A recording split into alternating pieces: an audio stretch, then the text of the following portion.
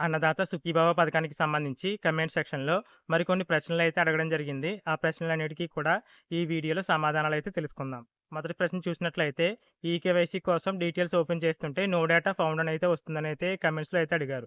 ఇలా ఎవరికైతే no data found అని అయితే వచ్చిందో వారు ముందుగా చేయవలసింది వారి ఆధార్ నంబర్‌తో పాటు వాళ్ళ ఫ్యామిలీలో రిమైనింగ్ ఎవరైతే ఉన్నారో హౌస్‌హోల్డ్ మ్యాపింగ్‌లో వారందరి ఆధార్ నంబర్‌లతో కూడా స్టేటస్ అయితే చెక్ చేయించండి. అంటే మీ యొక్క డీటెయిల్స్ అనేవి ఓపెన్ అవుతున్నాయో లేదో చెక్ చేయించండి. ఒకవేళ వేరే వాళ్ళ డీటెయిల్స్ ఓపెన్ అయితే వారితో ఈకేవైసీ అయితే కంప్లీట్ చేయించండి. అలా కాకుండా ఫ్యామిలీలో ఎవరి ఆధార్ నంబర్‌లతోనూ కూడా డీటెయిల్స్ ఓపెన్ అవ్వకపోతే తర్వాత చేయవలసిన పనొచ్చేసి అన్నదాత సుఖీభవ పథకానికి సంబంధించి అగ్రికల్చర్ అసిస్టెంట్ లాగిన్ అయితే ఉంటుంది వెబ్‌సైట్‌లో. ఆ వెబ్‌సైట్‌లో మీ ఫ్యామిలీ మెంబర్స్ ఆధార్ ఎంటర్ చేస్తే అక్కడ ఒకవేళ మీ ఫ్యామిలీ గనక ఆ అన్నదాత సుఖీభవ పథకానికి ఇనెలిజిబుల్ అయితే అక్కడ రీజన్ అయితే చూపిస్తుంది.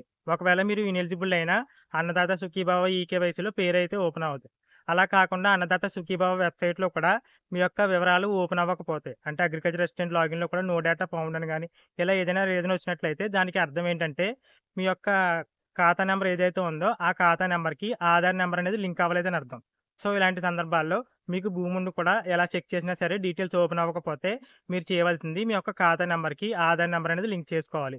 ఆ ఆధార్ నంబర్ అనేది ఏ విధంగా లింక్ చేసుకోవాలో తెలియని వారు ఎవరైనా ఉన్నట్లయితే కామెంట్ సెక్షన్‌లో అయితే అడగండి. రిప్లై అయితే ఇస్తాను. ఇక మరొక ప్రశ్న చూసినట్లయితే ప్రెజెంట్ స్టేటస్ అయితే వర్క్ అవ్వడం లేదు కదా! మరి మీరు వీడియోలో చూపిస్తున్నప్పుడు ఏ విధంగా చెక్ చేస్తున్నారని అయితే అడుగుతున్నారు.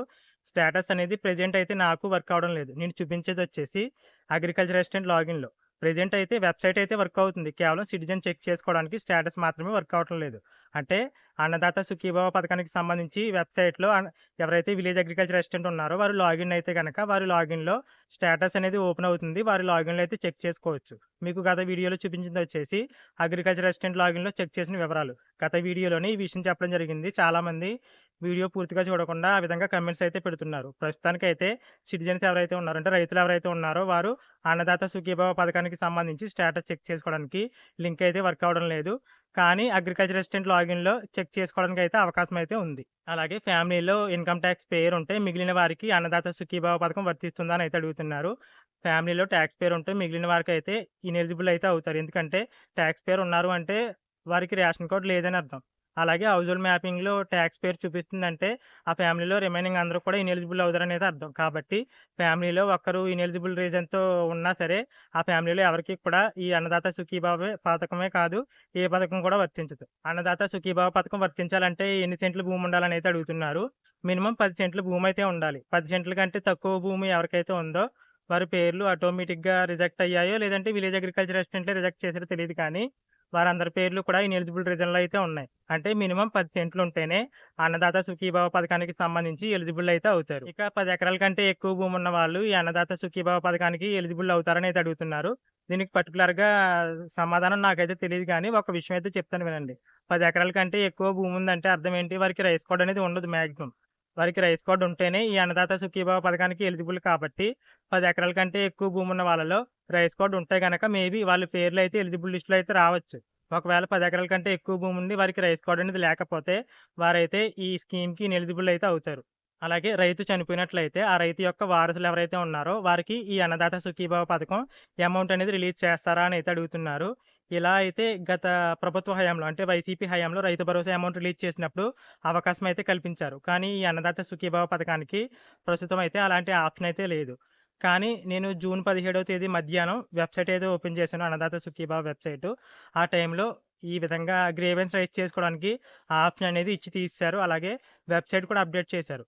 అంటే రైతు ఎవరైతే ఉన్నారో వారి ఆధార్ నంబర్ ద్వారా, ఫోన్ నంబర్ ద్వారా స్టేటస్ చెక్ చేసుకోవడానికి, అలాగే విలేజ్ అగ్రికల్చర్ అసిస్టెంట్ లాగిన్‌లో గ్రీవెన్స్ అనేది రైజ్ చేసుకోవడానికి ఇలాంటి ఆప్షన్‌లయితే కల్పించి వెంటనే వెబ్‌సైట్ అయితే ఇంతకుముందు ఏ విధంగా ఉందో అదే విధంగా అయితే మార్చేశారు. అంటే అర్థం ఏంటి? వెబ్‌సైట్‌లో మార్పులైతే చేస్తున్నారు. రైతులకి చెక్ చేసుకోవడానికి అవకాశం కల్పించి గ్రీవెన్స్ రైజ్ చేసుకోవడానికి కూడా ఆప్షన్ అయితే ఇస్తారు. ప్రస్తుతానికైతే ఆప్షన్ అయితే లేదు గానీ, త్వరలో అయితే ఆప్షన్ అయితే ప్రభుత్వం తప్పకుండా కల్పిస్తుంది ఇలాంటి సందర్భాల్లో. అంటే అర్హత ఉన్నా సరే కొంతమంది పేర్లు ఎలిజిబుల్ లిస్ట్‌లో రాలేదు కదా! ఈకేవైసీ కోసం.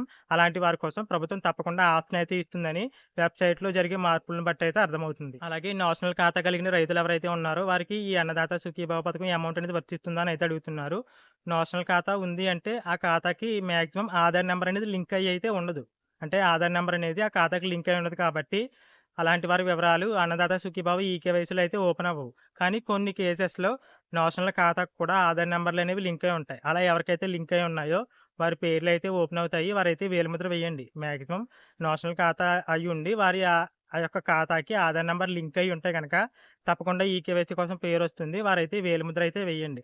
పర్టిక్యులర్‌గా ఈ నేషనల్ ఖాతా ఉంటే ఎలిజిబుల్ అవుతారు అని ప్రభుత్వం ఎక్కడా కూడా అనౌన్స్ చేయలేదు. కాబట్టి నేషనల్ ఖాతా కలిగిన రైతులు ఎవరైనా ఆధార్ నంబర్‌తో డీటెయిల్స్ ఓపెన్ అవుతుంటే వేలిముద్ర అయితే వేయండి. అమౌంట్ అయితే పడే అవకాశం అయితే ఉంది. ఇక డీ పట్టా కలిగిన రైతులు ఎవరైతే ఉన్నారో వారైతే పేర్లయితే ఓపెన్ అవ్వడం లేదు. ఇనెలిజిబుల్ అయ్యామని అయితే చెప్తున్నారు.